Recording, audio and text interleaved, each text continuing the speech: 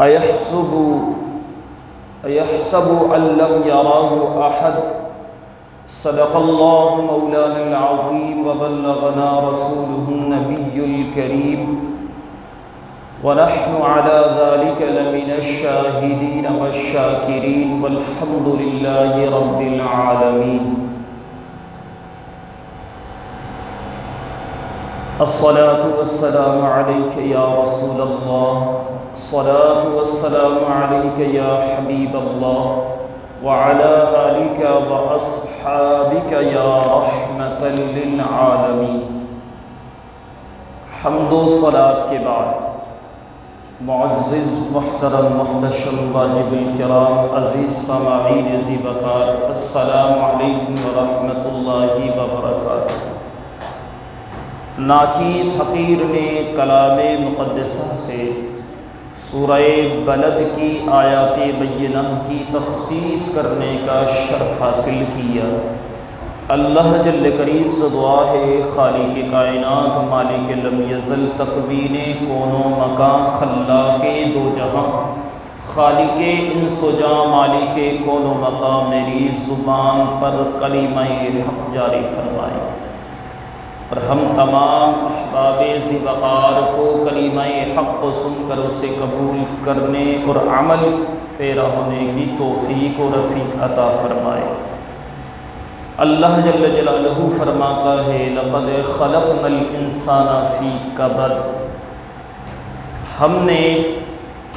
انسان کو مشقت میں پیدا کیا، ہم نے انسان کو مشقت میں پیدا کیا، اور فرمایا ایحسب ان لن یقدر علیہ احد، وہ سمجھتا ہے، وہ گمان کرتا ہے کہ وہ بڑا زورور ہے، اس پر دوسرے کی نہیں چلتی، یعنی کہ وہ یہ گمان کرتا ہے ان لن یقدر علیہ احد، اس پر کسی اور کی قدرت نہیں ہے، اس پر کسی اور کا بس نہیں چل سکتا۔ فرمایا یقول، اور کہتا ہے کہ اہلکت، میں نے ہلاک کر دیا، میں نے ضائع کر دیا، مال لبدا، کثیر مال، میں نے بڑی مقدار میں مال خرچ کیا۔ ایحسب ان لم یرہ احد، اور وہ یہ گمان کرتا ہے اسے کسی نے نہیں دیکھا، اسے کسی نے نہیں دیکھا۔ لیکن اللہ فرماتا ہے الم نجعل لہ عینین، ہم نے کیا تمہیں آنکھیں نہیں دی، دو آنکھیں نہیں دی ہم نے تمہیں، اور فرمایا ولسان، اور ہم نے تجھے زبان نہیں دی، ولسانا وشفتین، ہم نے کیا تجھے دو ہونٹ نہیں دیے، اور فرمایا وہدیناہ النجدین، کیا ہم نے تجھے دونوں راہوں کی وضاحت نہیں دی، تجھے ہم نے ہدایت نہیں دی، حق کیا ہے باطل کیا ہے، اچھا رستہ کون سا ہے اور غلط رستہ کون سا ہے، ہم نے تجھے کیا اس حوالے سے آگاہی نہیں دی؟ یہ کون فرما رہا ہے؟ اللہ تعالیٰ۔ تفسیر روح البیان کے اندر جو ہے اس کی وضاحت یہ ہے، ابو الاشد بن اسد کے نام سے ایک بندہ تھا کافر، بڑا زوراور بندہ تھا، اور طاقت و توانائی کے اندر بڑی جو ہے اسے وسعت حاصل تھی، اور وہ اپنے پیر کے نیچے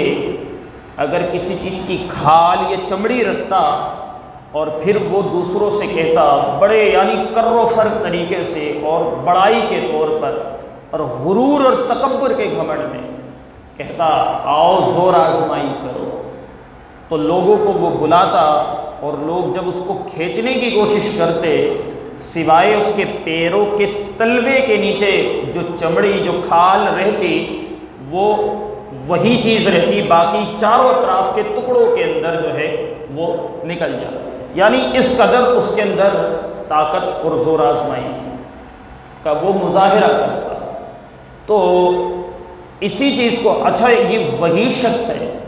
جس نے اپنے مال کی کثرت جو ہے وہ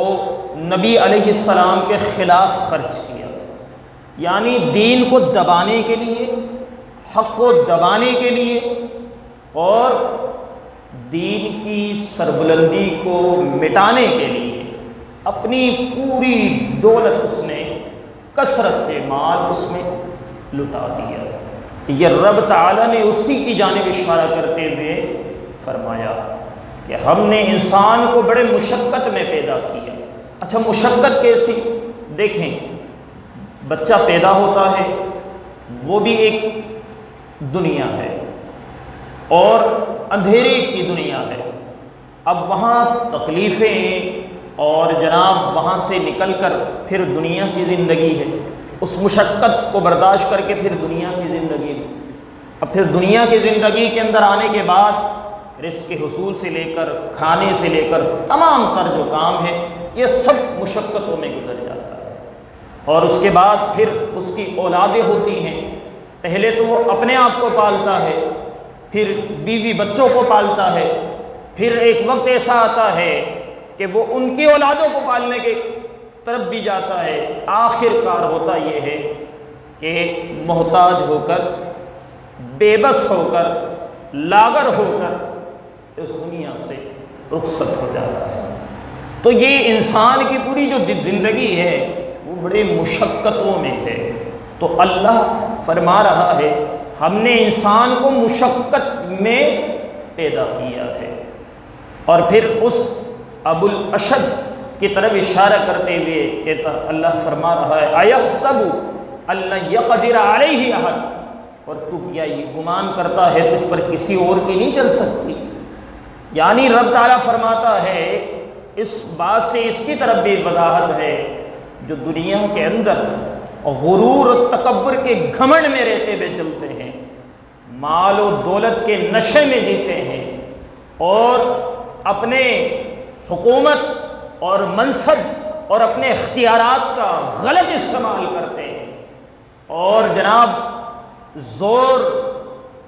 دوسروں پر، مظلوموں پر زور آزمائی کرتے ہیں، کمزوروں پر اپنی جو ہے قوت کا مظاہرہ کرتے ہیں، تو اللہ ان سے مخاطب ہو کر فرماتا ہے کیا تم یہ سوچتے ہو تم پر کسی اور کی نہیں چل سکتی ہے؟ نہیں، ایک ہے جو سب سے اعلیٰ ہے، سب سے برتر ہے، اس کی قوت کا جو ہے صرف عالم یہ ہے، اللہ فرماتا ہے کن اور وہ چیز ہو جاتی ہے، اللہ فرماتا ہے ہو جا تو وہ چیز ہو جاتی ہے۔ اللہ وہ ذات ہے جس نے بڑے بڑے کر و فرو کو صفحہ ہستی سے مٹا دیا، اور جو عبرت کا نشان بن گئے اور جن کا وجود بھی ختم ہو چکا، اور وہ دنیا کے لیے اب بھی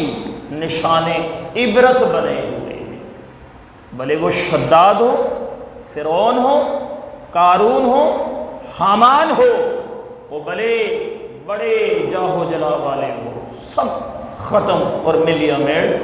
ہو کر رہ گئے۔ تو اللہ فرماتا ہے صرف یہ جو گمان کرتے ہو یہ گمان سراسر غلط ہے۔ اور فرمایا اور تم یہ کہتے ہو یقول اہلکت مالا لبدا، میں نے کثیر مال خرچ کر دیا، تو اللہ یہ بتانا چاہتا ہے مال تو ایک کچرا ہے، مال تو ایک دھول کی مانند ہے، مال تو بے وفا چیز ہے، آج تمہارے ہاتھ میں ہے کل کسی کے ہاتھ میں ہے، کل کسی کے ہاتھ میں ہے پھر کل کسی اور کے ہاتھ میں ہونا ہے، اس نے تو صرف گھومنا ہے، اور یہ ایک فتنے والی چیز ہے، اور اس کے لیے تو لوگ رشتوں کو بھی مٹا دیتے ہیں، رشتوں کو بھی توڑ دیتے ہیں، اور یہی تو ایک اس قدر خطرناک ترین فتنہ ہے جس کے سبب نسلیں بھی برباد ہو جاتی ہیں۔ سامعین محترم، اللہ یہ واضح کرنا چاہ رہا ہے کہ جو تم سوچتے ہو کہ میں کثرت مال خرچ کر کے جناب میں تمہیں مٹا دوں گا اور میں تمہاری عزتیں نیلام کر دوں گا، تمہیں نہیں معلوم میں کیا چیز ہوں، جناب میرے پاس تو مال ہے، تو یہ مال کوئی حیثیت نہیں رکھتی، اس مال کی کوئی حیثیت نہیں ہے، بلکہ مال تو اس قدر فتنہ پرور چیز ہے، رب تعالیٰ اپنے نظروں کے سامنے سے ہلنے نہیں دے گا بندے۔ دیکھیں دنیا کے ضابطے تو دنیا کے ضابطے ہیں، آخرت کا ضابطہ ایسا ہے۔ حضرت عبداللہ ابن مسعود رضی اللہ تعالیٰ سے روایت ہے، یہ بخاری مسلم کی حدیث بھی ہے اور ترمذی کے اندر بھی ہے۔ ترمذی کے اندر اضافہ یہ ہے کہ اللہ رب العزت 5 سوالات کرے گا، بلکہ بخاری کے اندر، جبکہ بخاری کے اندر ہے کہ اللہ رب العزت 4 سوالات کرے گا۔ فرمایا کہ حتیٰ یسأل عن 4، اللہ 4 سوال کرے گا، پوچھے گا عن عمرہ، زندگی کے بارے میں پوچھے گا، فیما افنا، تو نے اپنی زندگی کہاں برباد کی، تو نے اپنی زندگی کہاں گوائی، تو نے اپنی زندگی کہاں خرچ کی، اور تو نے اپنی زندگی کس طریقے سے گزاری ہے۔ اور فرمایا، اللہ کے نبی نے فرمایا اللہ رب العزت جب تک اس سے سوالات نہ کر لے اور سوال کے بعد وہ بندہ جواب نہ دے دے، اللہ فرماتا ہے اس کے قدم کو ہلنے نہیں دے گا، اس کے قدم ہل نہیں پائیں گے اور وہ وہیں جمع رہے گا۔ اور کمال کی بات تو یہ ہے، علماء نے یہی تو فرمایا کہ بندہ خواب آغوش میں ہے۔ ابھی انسان سوچتا ہے کہ میں ڈنڈیاں مار کے نکل جاؤں گا، دنیا کے اندر تو اس کے پاس رستے بہت ہوتے ہیں، وہ تو کہیں سے کہیں نہ کہیں سے نکل جاتا ہے، اپنے پینتروں کا، ہیلے بہانوں کا استعمال کر کے بچا جاتا ہے۔ لیکن آخرت کے ضابطے بڑے مختلف قرآن نے بیان کیے۔ قرآن بیان کرتا ہے سورہ یاسین کے اندر، اللہ فرماتا ہے الیوم نختم علی افواہہم، اللہ زبانوں پر مہر لگا دے، الیوم نختم علی افواہہم، قیامت والے دن اللہ زبانوں پر مہر لگا دے۔ اب زبان کے اندر وہ پینترے نہیں ہوں گے، پھر زبان چل نہیں سکے گی، پھر ہیلے بہانے کی صلاحیت اس کی ختم ہو جائے گی، پھر کیا معاملہ ہوگا؟ اللہ فرماتا ہے وَتُقَلِّمُونَ أَيْدِيهِمْ، اس کے ہاتھ بولیں گے، اس کے ہاتھ بولیں گے، وَنَشْهَدُ أَرْجُلَهُمْ، اس کے پیر گواہی دیں گے، وَنَشْهَدُ أَرْجُلَهُمْ، اس کے پیر گواہی دینے لگیں گے۔ فرمایا بِمَا كَانُوا يَكْسِبُونَ، جو ان ہاتھوں سے کیے اس نے، جو ان پیروں سے جا کر اس نے سر انجام دیے، وہ سارے کے سارے وہ بولنے لگ جائیں گے۔ تبھی تو اللہ کہہ رہا ہے سورہ بلد کے اندر، اللہ فرماتا ہے الم نجعل لہ عینین، ہم نے کیا تجھے آنکھیں نہیں دی تھی؟ تو ان آنکھوں سے دیکھ نہیں سکتا تھا؟ اچھا رستہ کون سا ہے اور برا رستہ کون سا ہے؟ کیا تو ان آنکھوں سے نہیں دیکھ سکتا تھا؟ اور اللہ فرماتا ہے وَلِسَانًا وَشَفَتَيْنِ، ہم نے تجھے زبان بھی دی تھی، ہم نے تجھے ہونٹ بھی دیے تھے، وَهَدَيْنَاهُ النَّجْدَيْنِ، ہم نے تجھے صلاحیت بھی دی تھی، تو نے اس کا استعمال نہیں کیا۔ تو اب اس کے ساتھ کیا ہونے والا ہے؟ وہ بذات خود اس کا ذمہ دار ہوگا۔ تو اللہ کے نبی نے فرمایا کہ قدم کو اللہ اپنے نظروں سے ہلنے نہیں دے گا اپنے سامنے سے، جب تک اس سے 4 یا 5 سوالات نہ کرے۔ فرمایا عن عمرہ، عمر کے بارے میں، زندگی کے بارے میں، فیما افنا، تو نے کہاں اس کو ضائع کیا، کہاں تو نے اس کا استعمال کیا۔ اچھا، اس سے قبل ایک سوال یہ بھی ہوگا جو ترمذی کی روایت میں ہے، اس سے سوال ہوگا نماز کے بارے میں کہ نماز کتنے وقت کی ادا کی، نماز کتنے وقت کی ادا کی۔ اعمال کا حساب سب سے پہلے لیا جائے، اور اعمال میں سے سب سے پہلے جس چیز کا حساب لیا جائے وہ نماز ہے، وہ نماز ہے۔ اور یقیناً آپ اور ہم میں سب اس کے اندر کوتاہی برت رہے ہیں، ہم سب کوتاہی برت رہے ہیں۔ اور دیکھیں عجیب سا معاملہ ہے کہ بندہ اپنے پاس موبائل رکھتا ہے نا، اور اس میں معاملہ یہ ہوتا ہے کہ بسا اوقات وہ وائبریشن میں لگا دیتا ہے اس کو کہ جناب آواز نہ آئے، لیکن کمال کی بات یہ ہے کہ جب وائبریشن ہونا تو اس کو پتہ چل جاتا ہے کہ میری نا کال آ رہی ہے کہیں سے، اور پھٹک سے ایک بات آ جاتی ہے، کوئی مجھے بلا رہا ہے، کوئی مجھے یاد کر رہا ہے۔ دیکھیں آواز نہیں آئی، ہلنے سے پتہ چل گیا، اور وہ جناب وہ اپنے پورے وجود کو اس طرف متوجہ کر لیتا ہے۔ آواز نہیں آئی، ہلنے سے پتہ چل رہا ہے کہ مجھے یاد کر رہا ہے، مجھے کوئی بلا رہا ہے، کوئی مجھے بلا رہا ہے، کوئی مجھ سے بات کرنا چاہتا ہے۔ یہی ہوتا ہے۔ لیکن کمال کی بات یہ ہے، مسجدوں سے 5 وقت اذان کی آوازیں آتی ہیں، 5 وقت بلایا جاتا ہے کہ اللہ تجھ سے بات کرنا چاہتا ہے، اللہ تجھ سے ملنا چاہتا ہے، اللہ تجھ سے بات کرنا چاہتا ہے، چل بندے چلا۔ یہاں پر ہلنے سے پتہ چل جاتا ہے، اور وہاں آواز آنے سے بھی نہیں پتہ چلتا۔ ہاں یہاں ہلنے سے بندہ بیدار ہو جاتا ہے اور اس طرف متوجہ ہو جاتا ہے، یہاں آواز آنے سے بھی اس کو نہیں پتہ چلتا، بندہ متوجہ نہیں ہوتا، بندے کی توجہ نہیں جاتی۔ اس کا مطلب کیا ہے بتائیں؟ اس کا مطلب یہ ہے کہ ہمارے دل میں چوٹ ہے، یہاں ہلنے سے ہمارا دل بیدار ہو جاتا ہے، وہاں آواز آنے سے بھی ہمارا دل بیدار نہیں ہوتا۔ اس کا مطلب یہ ہے کہ ہمارے اندر کوئی ہے، ہمارے اندر چوٹ ہے، چور ہے، ہمارے اندر کمی ہے، اور جب تک ہم اس کو درست نہیں کریں گے نا، اس وقت تک آواز اور صدا نہیں جا سکتی، اس وقت تک ہماری توجہ آ نہیں سکتی۔ ضرورت یہی ہے، جس طرح ہم دنیاوی ضابطوں کے لیے فکر مند رہتے ہیں نا، اپنے آخرت کے ضابطوں کے لیے بھی فکر مندی کی کوشش کریں، اپنے اندر یہ سوچ بیدار کریں۔ اچھا، سب سے پہلے سوال کیا ہوگا نماز کے بارے میں، کہ نماز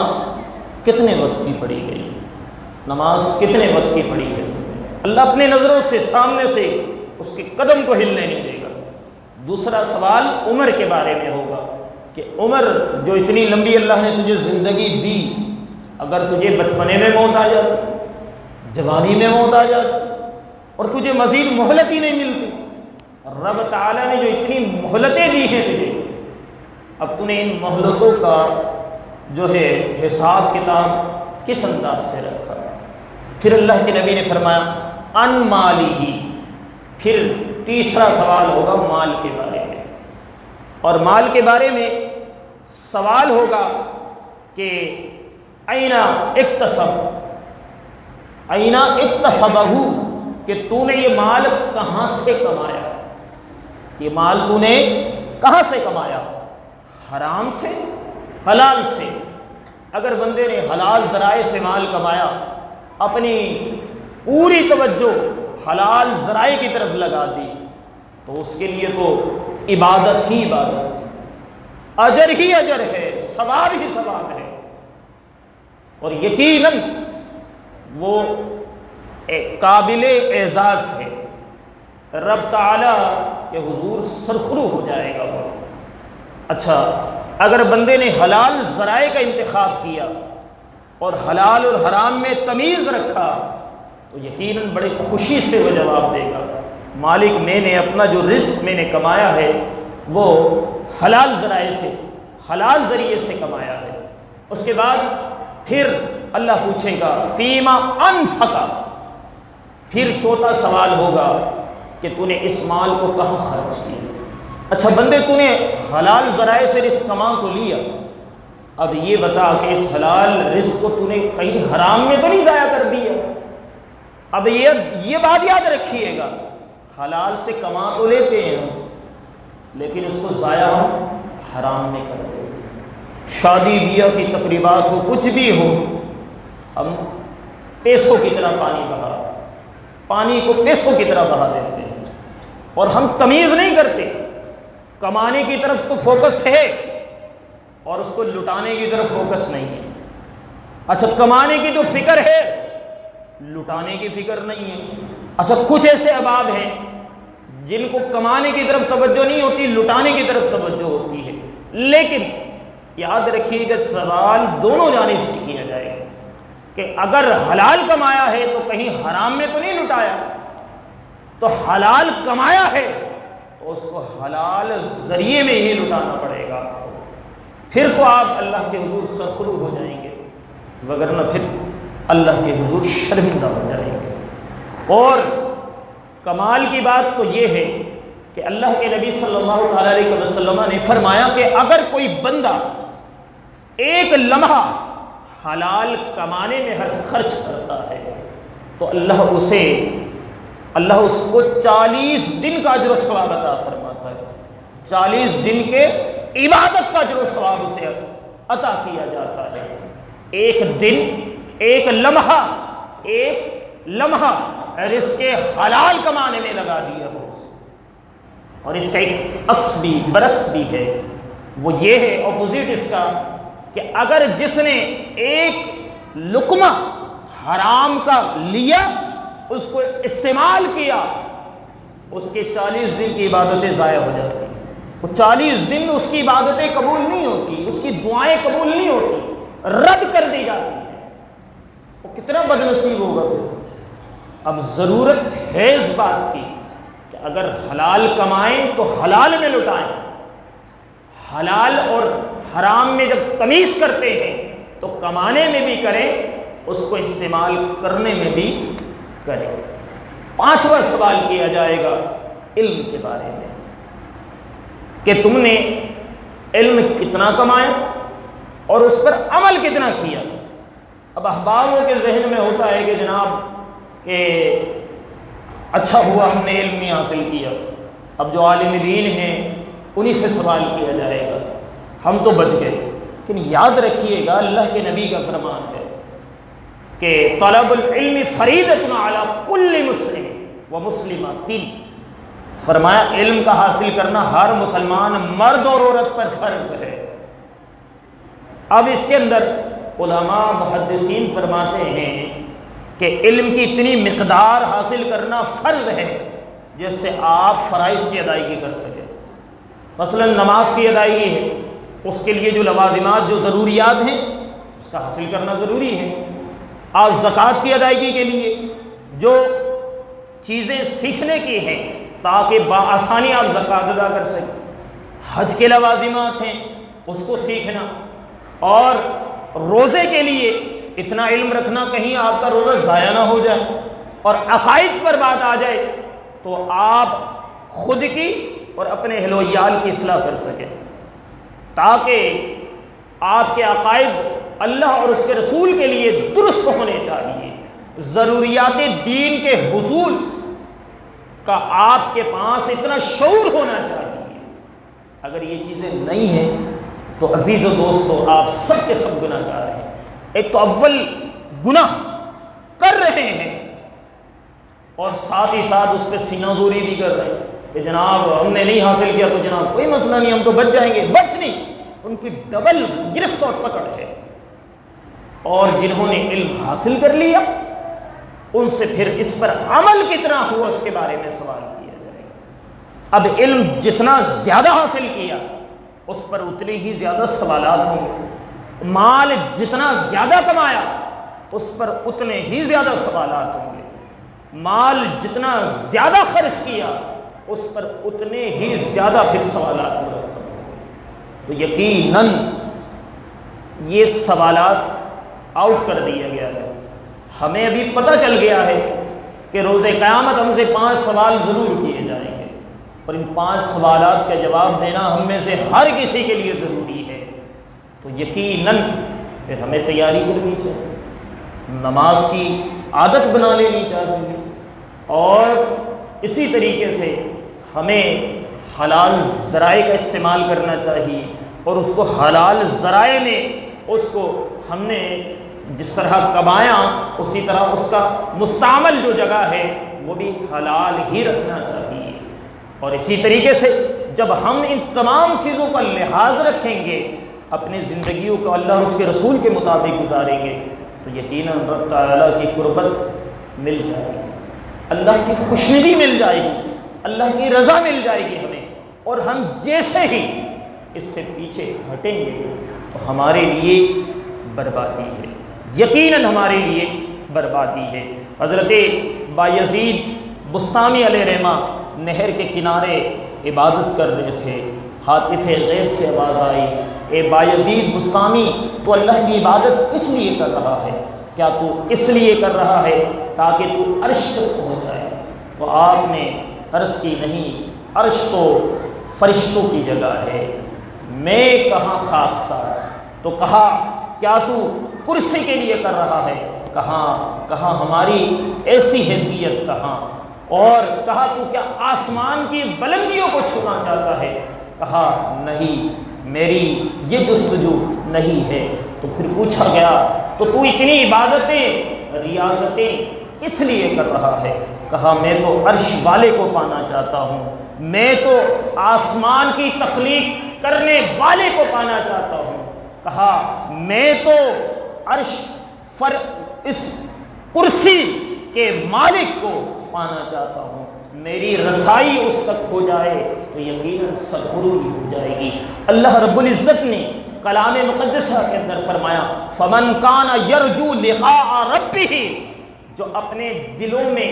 ارادہ رکھتا ہے، خواہش رکھتا ہے کہ وہ اللہ سے ملاقات کرے، تو اللہ فرماتا ہے فَلْيَعْمَلْ عَمَلًا صَالِحًا، تو اسے چاہیے کہ وہ اچھے اعمال کرے،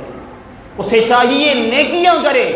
اسے چاہیے کہ اپنی زندگی کو بہتر بنانے کی کوشش کرے۔ عزیزو دوستو، بات بڑی مختصر سی ہے، اگر ہم علم حاصل کرنا چاہیں تو عالم دین سے رجوع کرنا ہوگا، اگر ہم فن طب کے اندر مہارت حاصل کرنا چاہیں تو طبیب سے رجوع کرنا ہوگا، اور اگر ہم خطابت چاہتے ہیں تو خطیب سے، اور اگر ہم قرآن سیکھنا چاہتے ہیں تو قاری سے رجوع کرنا ہوگا، اور اسی طرح جو جس فیلڈ کے اندر مہارت رکھتا ہے یقیناً ہمیں ان سے رجوع کرنا ہوگا، اور جب تک ہم ان سے رجوع نہیں کریں گے اس وقت تک ہم اس میں مہارت حاصل نہیں کر سکتے۔ اسی طرح اگر اللہ کی معرفت چاہتے ہیں تو اللہ والوں کی سنگت چاہیے، اور اگر رشد و رہنمائی چاہیے تو پھر یقیناً مرشد کریم کی قربت چاہیے ہوگی۔ یہ وہ لوگ ہیں اہل معرفت جو آپ کے باطنی وجود کو روشن کرتے ہیں، جو آپ سے روحانیت جو ضائع ہو چکی ہے اس کو بھرپور طریقے سے بیدار کرتے ہیں۔ یقیناً جب ہم اس طریقے سے اپنی زندگی کو گامزن کریں گے تو پھر اسی میں بہتری ہے۔ دیکھیے کہ شیخ سعدی شیرازی علیہ رحمہ آپ فرماتے ہیں کہ غلاف کعبہ کے غلاف کو دیکھا ہے؟ کہا لوگ اس کو کیوں چومتے ہیں، اس کو کیوں بوسہ دیتے ہیں، اس کی اتنی عزت کیوں کرتے ہیں؟ کیا یہ ریشمی کپڑا ہے؟ کیا یہ قیمتی کپڑا ہے؟ کہا نہیں، کہا اس لیے نہیں بلکہ اس کی قربت اللہ کے گھر سے ہے، اور اللہ سے گھر سے قربت ہونے کے سبب یقیناً اس کا رتبہ بھی بڑھ گیا ہے، لوگ اس کو اپنے آنکھوں میں لگاتے ہیں۔ تو شیخ شیرازی علیہ رحمہ فرماتے ہیں ایک دن میں نے اپنے ہتھیلی میں مٹی کو لی، اور مٹی کو جب میں نے لیا نا تو وہاں سے خوشبو آ رہی تھی، تو میں نے مٹی سے پوچھا اے مٹی تیری یہ خاصیت تو رہی ہے لیکن تیرے اندر اتنی خوشبو کیسی آ رہی ہے؟ تو اس نے کہا میری قربت جو ہے وہ غلاب کے کیاری میں رہنے کی مجھے سعادت ملی ہے، اور میں جب وہاں رہا جتنے دن رہا کہا اس کی خوشبو کو جذب کرتا رہا، اور میرے اندر یہ کیفیت آ گئی، میرے اندر یہ کیفیت آ گئی۔ اور آپ فرماتے ہیں کہا پانی ہے نا، پانی یہ بظاہر اس کے اندر کوئی خوشبو نہیں ہوتی، لیکن اگر اس میں غلاب رکھ دیا جائے پھر وہ اس کے صفت کو اپنے اندر جذب کر لیتا ہے اور اس کے بعد اس کا نام بھی عرق غلام بن جاتا ہے۔ اس کے اندر پھر یہ ایک فیسلٹی آ جاتی ہے، یہ قوت آ جاتی ہے۔ تو یقیناً جب اللہ والوں کی قربت لیں گے، اللہ والوں کی سنگت ملے گی، اللہ والوں سے جب ہم اپنا قرب قائم کر لیں گے تو اس کی کچھ نہ کچھ اثرات بھی ہم پر مرتب ہوں گے۔ دنیا کے ضابطے بڑے مختلف ہیں بھائی، ہم دنیا کے اندر جب دنیا والوں کی سنگتیں لیتے ہیں نا تو پھر دنیا دار بن جاتے ہیں، اور بلکہ ہوتا اصل میں یہ ہے کہ ہمارے اندر جو چور ہے، کھوٹ ہے، ہم اس کو جب تک ختم نہیں کریں گے نا اس وقت تک کچھ بھی نہیں ہو سکتا۔ اور بلکہ آپ یہ جان لیجئے مختصر سی بات کہ جب تک ہم اپنے اندر شوق اور ذوق بیدار نہیں کریں گے اس وقت تک کچھ بھی نہیں ہوگا۔ ہم نے بھی اپنے نظام تعلیم کے اندر اکثر و بیشتر ایسا ہی ہوتا ہے کہ جب کوئی بچہ پڑھتا نہیں ہے نا، پڑھائی کی طرف اس کی توجہ نہیں ہوتی ہے نا، پھر ہوتا یہ ہے کہ آخر کار ان کے والدین کو بلا لیا جاتا ہے اور کہتے ہیں کہ آپ کا بچہ پڑھ ہی نہیں رہا، نہ اس کی توجہ ہے، نہ اس کا کام ہے، نہ اس کی پڑھائی ہے، کسی بھی اعتبار سے اس پوزیشن میں نہیں ہے۔ لہذا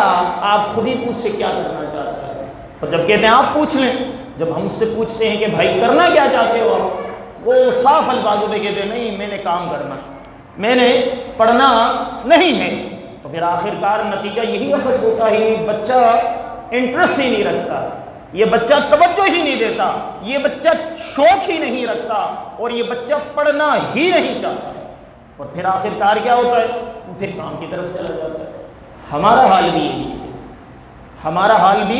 یہی ہے۔ ہم عبادت تو کرتے ہیں، نماز تو پڑھتے ہیں، زکوٰۃ بھی دیتے ہیں، قربانی بھی کرتے ہیں، حج بھی کرتے ہیں، سارے رکن ادا کر لیتے ہیں، سارے اراکین دین کی تکمیل کر لیتے ہیں، لیکن شوق اور ذوق کا کوئی نہیں پتہ چلتا۔ بس یوں سمجھ لیں رسم ادا کر رہے ہیں، بس سمجھ لیجیے کہ ہم نے ایک رواج یا یوں سمجھ لیے قرض ہے، وہ جو قرض کی ادائیگی ہو گئی بس ختم کہانی، اس کی قبولیت کی فکر نہیں ہوتی۔ جب قبولیت ہی کی فکر نہیں ہوگی تو پھر اس کے اثرات کہاں مرتب ہوں، اس کے ثمرات، اس کی برکتیں کہاں سے ملیں گی، اس کی حلاوت، اس کی لذت، اس کی مٹھاس ہمیں کیسے میسر آ سکتی ہے؟ تبھی تو حال یہ نماز پڑھتے ہیں اس کی لذتیں نہیں ہوتی۔ یہ ہم سب اس بیماری میں شامل ہیں۔ اصل بیماری ہمارے باطنی نظام کی ہے۔ جب تک ہم اپنے روح اور باطن کی بیماری کو دور نہیں کر دیں گے اس وقت تک ہم اپنے آپ کو درست نہیں کر سکتے۔ بس آج کا پیغام یہی ہے کہ اپنے آپ کی جانب دیکھا کریں، اپنے اندر کو درست کریں، اپنے باطن کی صفائی ستھرائی اور نفاست کا اہتمام کریں، یہ گا ہر کوئی بہتر لگنے لگے گا۔ اور بس ایک ہی معیار رکھا کریں۔ ہم سے بھی تلخیاں ہوتی ہیں، ہم بھی تلخ کلامی کر لیتے ہیں، ہم بھی سخت زبان استعمال کر لیتے ہیں، صرف وجہ یہ ہے منبر رسول پر ہوں، ہم نے صرف ایک ہی معیار رکھا ہے اور وہ صرف معیار دوستی یہی ہے۔ اپنا تو صرف مختصر سا جو معیار دوستی ہے وہ صرف اپنا کہ ان سے جو لا تعلق ہو وہ ہمارا ہو نہیں سکتا، یہی معیار دوستی ہے کہ الحب للہ والبغض للہ۔ اگر کسی سے محبت رکھیں تو اللہ کے لیے رکھیں، اور کسی سے اگر عداوت، دشمنی، زبان میں سختی ہو، کچھ بھی ہو، وہ صرف اللہ کے لیے۔ اگر وہ اللہ کے رضا کے لیے اللہ کے گھر کو نقصان دیتا ہے، اگر اللہ کے گھر کو ویران کرتا ہے، اللہ کے گھر کے املاک کو تکلیف پہنچاتا ہے، تو ہمارے زبانوں سے سختیاں نکلتی ہیں۔ اللہ کی ذات گواہ ہے، کبھی ہم نے اپنی ذات کے لیے کسی سے سختی نہیں کی، سخت زبانی کسی کے لیے نہیں کی۔ ہم نے اپنے دل کو، اب تک ممبر رسول پر بیٹھا ہوں، اپنے دل کو بڑا صاف رکھا ہے۔ وہ احباب جو ہم سے شاید دلوں میں کچھ رکھتے ہوں، ہم نے اپنا دل اب بھی صاف رکھا ہو۔ اگر دنیا سے چلے بھی جائیں تو معافی عام ہے سب کے لیے، ہم نے اپنے دل کو بڑا سادہ اور صاف ستھرا رکھا ہے، نفاست بخش رکھا ہے۔ وہ وجہ یہی ہے کہ زبان سے تو باتیں نکل جاتی ہیں لیکن دل اپنا صاف رکھتے ہیں، اور یہ جو زبان سے نکلتی ہے اکثر و بیشتر کبھی سخت بھی ہوتی ہے باتیں، لیکن یہ یقیناً سمجھنے کی بات بھی ہوتی ہے کہ اگر وہ بندہ کچھ آپ سے کہہ بھی رہا ہے، اپنے ذات کے لیے نہیں، اپنے ذات کے لیے، اپنے املاک کے لیے آپ کے ساتھ یہ تلخیاں، یہ تلخ زبانیاں نہیں استعمال کر رہا، اور صرف وہ اللہ کی رضا کے لیے۔ یقیناً اللہ کے گھر کو، اس کے املاک کو، اس کے ساز و سامان کی حفاظت کی ذمہ داری ہم تمام احباب کی ذمہ داری ہے، ہر کلمہ گو مسلمان کی ذمہ داری ہے۔ جہاں ہم دیگر فرائض کی ادائیگی کرتے ہیں وہاں ہم سے یہ بھی ضرور سوال ہوگا کہ آپ نے یہ تو اپنے ذہنوں میں بٹھا لیا،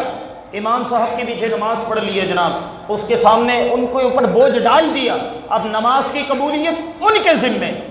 نکاح پڑھا دیا، نکاح کی ذمہ داری حلال حرام ان کے ہے، جناب نماز جنازہ پڑھا لی وہ بھی ان کے ہے، سارے تمام چیزوں کا بوجھ امام صاحب کے اوپر رکھ دیا۔ کبھی خود سے سوال کریں، کیا آپ نے اس امام صاحب کی خدمت کا کیا انداز رکھا؟ کبھی آپ نے ان سے پوچھا آپ کے گھر کا گزر بسر کیسے ہوتا ہے؟ کبھی آپ نے ان سے پوچھا کہ جناب یہ میرے طرف سے ایک سوٹ بھی لے لیں آپ، جناب آپ پر تو ہم تو اپنے اہل و عیال کی ذمہ داریاں بہت لیتے ہیں۔ کبھی اللہ کے گھر کی ذمہ داری بھی آپ نے محسوس کی؟ جس کے گھر کا پنکھا استعمال کرے، جس کے گھر کے ساز و سامان استعمال کرے، لیکن جہاں پر آ کر دو تلخیاں بھی آپ کر لیتے ہیں۔ لیکن کبھی آپ نے یہ سوچا ہے جہاں